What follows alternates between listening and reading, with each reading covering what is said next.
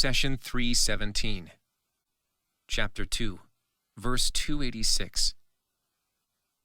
Allah does not burden any soul except with something within its capacity. For it what it earned, and against it what it acquired. Our Lord, do not take us to task if we have forgotten or erred. Lord, do not burden us as you burden those before us. Lord, do not burden us with more than we have the strength to bear. Pardon us, forgive us, and have mercy on us. You are our guardian, so help us against the disbelievers. Chapter 2, Verse 286. When it comes to life's burdens, there are three conditions that you may face. The first is to encounter a task that is clearly overwhelming and outside your capacity. The second is to face a challenging task that pushes you to your limits. Lastly, there are tasks well within your capacity. Hence the phrase, Allah does not burden any soul except with something within its capacity, means that Allah does not assign you any obligation unless it is clearly within your ability. Every Muslim is obligated to pray 5 times a day. But don't you personally know people who offer 10 prayers every day? Allah has obligated every Muslim to fast the entire month of Ramadan. Don't you personally know people who also fast Monday and Thursday of every week? Similar is the case of almsgiving, zakat. Many people give far more than the obligated amount. This means that all religious obligations are well within our capabilities. Once you complete your obligations, you are welcome to do more if you choose. God says in the 184th verse of the Cow, "Should anyone do good of his own accord, that is better for him." It is narrated that when Allah heard His messenger and the believers supplicate, "Lord, do not burden us as you burden those before us," He replied, "It is done." And when He heard them supplicate, "Lord, do not burden us with more than we have the strength to bear," He replied, "It is done." Allah did not obligate us with anything beyond our capacity, and that capacity is the average ability of all the believers.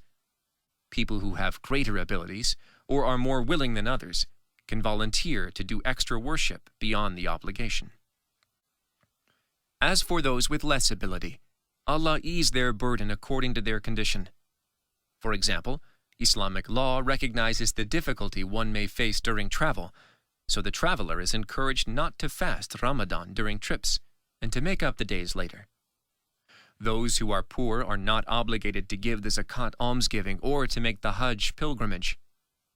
Here is another example from the Quran.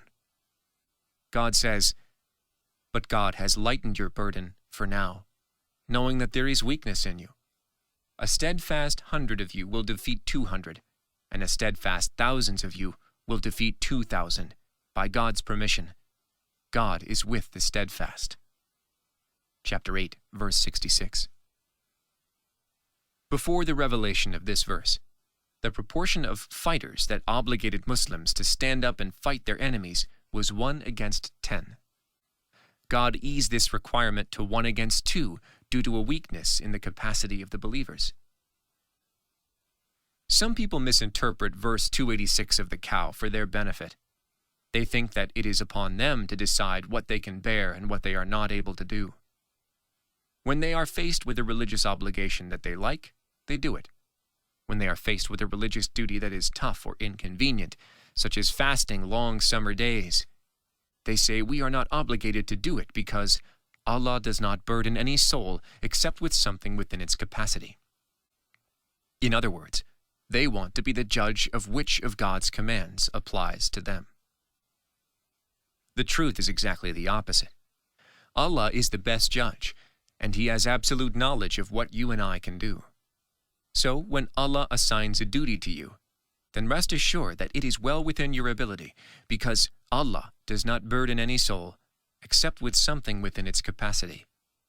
You do not define ability and then measure the obligation against your opinion. If an obligation is assigned to you, then it is well within your ability. The verse continues, "For it what it earned, and against it what it had acquired."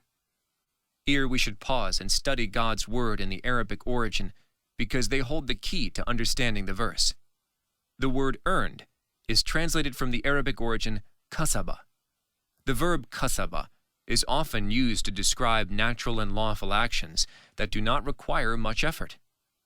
The phrase had acquired is translated from the origin iktasaba. It is a longer verb that indicates an unnatural, often unlawful action that requires deliberate effort and intention.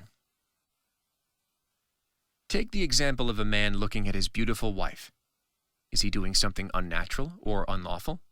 Of course not. This man is relaxed, enjoying his family. It is an action that falls under the kasaba category. Contrast that to a man who wants to look at the wife of his friend. First, he would look around to make sure no one is paying attention. Then he would take a quick glance at the woman. Then he would turn around to make sure that no one caught him looking. This unlawful act requires a lot of deliberate effort and falls under the category of iktasaba.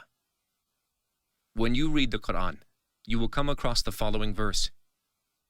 Truly those who earn evil and are surrounded by their sins will be the inhabitants of the fire, there to remain. Chapter 2, verse 81.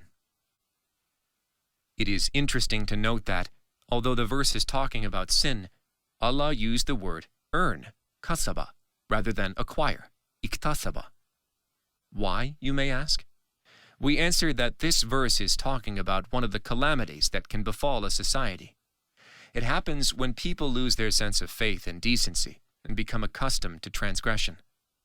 Note the description, and are surrounded by their sins, indicating repetition and complete immersion in sin, making it second nature to people. Take the example of a person stealing for the very first time. He or she would plan for days and may hesitate whether to steal or not.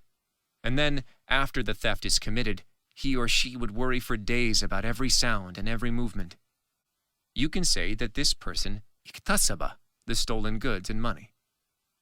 However, as this person continues to steal for years, he or she becomes a professional thief, and stealing becomes second nature. There is less worry, and no hesitation to commit the crime over and over. At that point, you can say that he or she kasaba the stolen goods and money.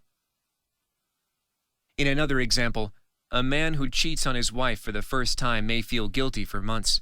However, if he continues down that path, self-blame would stop, and you may find him bragging to his friends about the affair. It is a real tragedy when a person or a society reaches a level where sin is widely acceptable. So when you hear the phrase, for it what it earned, and against it what it had acquired, be smart and make sure that you pile on the good deeds and shift the balance in your favor. The messenger said, My Lord, my people treat this Quran as something to be ignored. Chapter 25, verse 30. Do not abandon God's book. Please take a moment to subscribe and to share with your family and friends. Visit us at www.QURANGARDEN.com.